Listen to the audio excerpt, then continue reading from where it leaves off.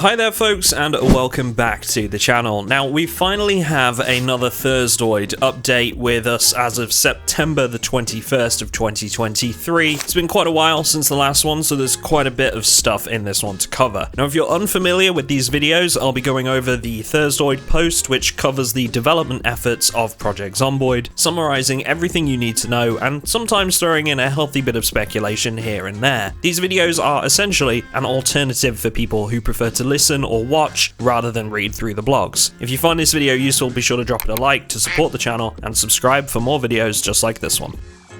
Okay, so with the intro out of the way, let's get started with the blog post. They kick things off in this one by letting us all know that they've completed 2 of what they call mega merges into the internal testing build. The first being from the multiplayer side of the team, with their ongoing work to highlight any unsuspected issues and to get some gameplay systems back online in multiplayer. No specifics given here though, so you'll have to use your imagination. The second one was the core of the crafting overhaul by Turbo, which is particularly big because that means functionality for all of the primary crafting stations is now in the test build. Now, the dev team have to integrate everything they've been building for that core system, and I imagine that'll probably be a pretty lengthy process, but we'll have to wait and see how that transpires. The devs then use this as an opportunity to introduce their newest addition to the development team, and it's none other than Soulfilcher, who is a prominent modder in the Project Zomboid community. I've worked with Soul more than once on various mod commissions in the past, and I'd personally just like to say a huge congratulations to him. He's a very dedicated individual, and I'm sure he will do absolutely great on the dev team. Soulfilcher is being brought in to help the crafting team. The developers note that his mod stood out to them, and they think he'll be exactly the sort of person that they need for this. Currently, he's doing some tidy up tasks, then he'll be on to the new crafting stations in the weeks ahead. Last of the technical stuff, the developers mention that the engine upgrade is now at the stage where they are finding edge case issues where something doesn't render as it should due to the new caching methods and fixing them up. Now, they don't say this explicitly, but I'd say this implies that the core functions are working as intended, and this is now tidy up tasks.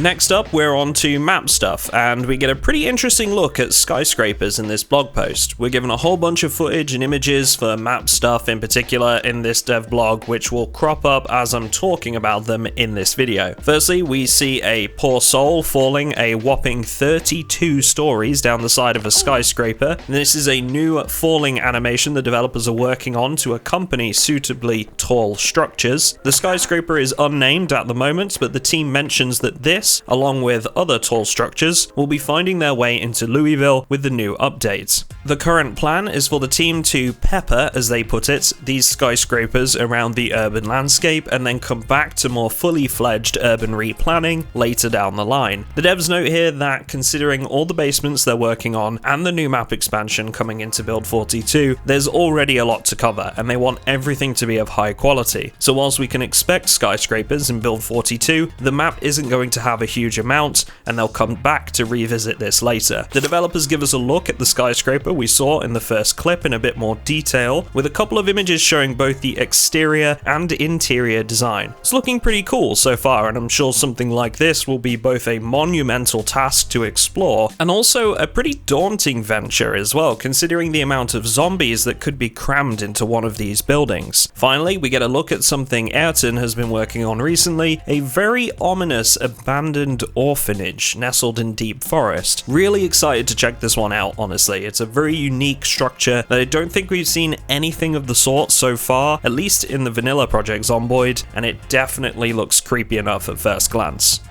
Now, this next part of the dev blog is a bit technical, so I'm not going to spend too much time on this. As always, the full blog itself is linked in the description if you'd like to go into a bit more detail than most, but the team have been making some improvements to how sprites are cached and handled. This now allows for sprites to be combined with overlays into a single cached texture, which basically means we'll have more accurate borders and highlighting around loot containers we search. The team say that the new engine upgrade has proven to be a great tool for for cleaning up visual quirks in the game itself, alongside the massive performance increases it offers. We're then shown a clip of one of the developers fiddling with a 3D cylinder, and whilst it's not immediately apparent why this is important, remember that Project Zomboid isn't really a true 3D game. It's isometric, and messing with geometry in this way, as if it were actually 3D, was impossible until now. This allows the team to test how various objects will interact with one another, allowing for more believably 3D looking world props. Another clip is dropped in shortly after to remind us of the sorts of issues the team are now able to fix with this new technology.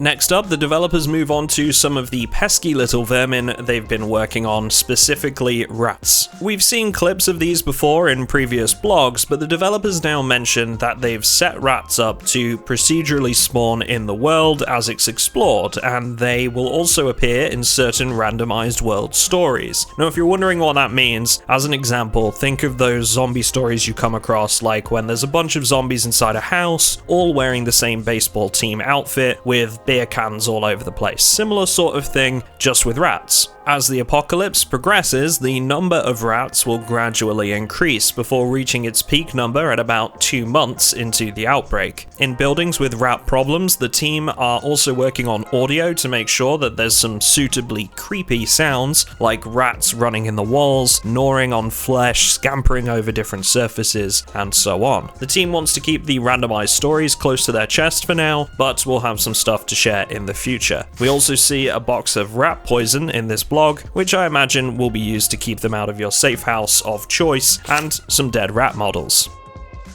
Now, this next part of the dev blog was particularly interesting to me, and I'm sure you'll see why in a minute or two. We're shown some footage of more clothing options and equipment in action, such as shemags and scarves, alongside fully usable chest rigs. You'll also notice that there's a flashlight attached to the chest rig itself, where currently we can only hold those in the character's hands, restricting use of two-handed items. Later in the blog, we also get a look at some of the new concealed holsters, placed on the shoulders or ankle of the character and built for specific firearms like the M36 revolver that will appropriately hide a weapon when wearing certain clothing. So this is cool by itself. But next, we're shown some SCBA gear and gas masks. Now, this is the part that interests me, because the developers specifically say that these gas masks are fully functional and have usable filters that are drained by exposure to airborne contaminants. There's also some half-mask respirators that use different filters, consumed at a quicker rate. The demonstration given with these gas masks is with generators, which, as we may know, create a buildup of toxic fumes when left running indoors that will gradually kill your character, and the developers also mentioned that the mask will provide some protection from corpse sickness too. But I'm over here speculating about whether that's the only reason they're being added. I mean, we can avoid issues with generators simply by using them correctly, and corpse sickness isn't usually a big problem if you just avoid the buildup of bodies, right? So my question is, are we going to see more reasons to wear gas masks in the future? Perhaps they'll be needed for sewer systems, for example, which has been mentioned as a possibility in past dev blogs. Maybe we're going to see some toxic or irradiated areas of the map. Who knows? Again, it's all speculation, but I'd say bringing in this kind of functionality definitely implies that they'll have a wider use later on, and I'm interested to see if that's going to turn out to be true. Engineer characters, or those that learn the recipes associated, will be able to craft improvised gas mask filters as well as recharge gas masks and respirator filters.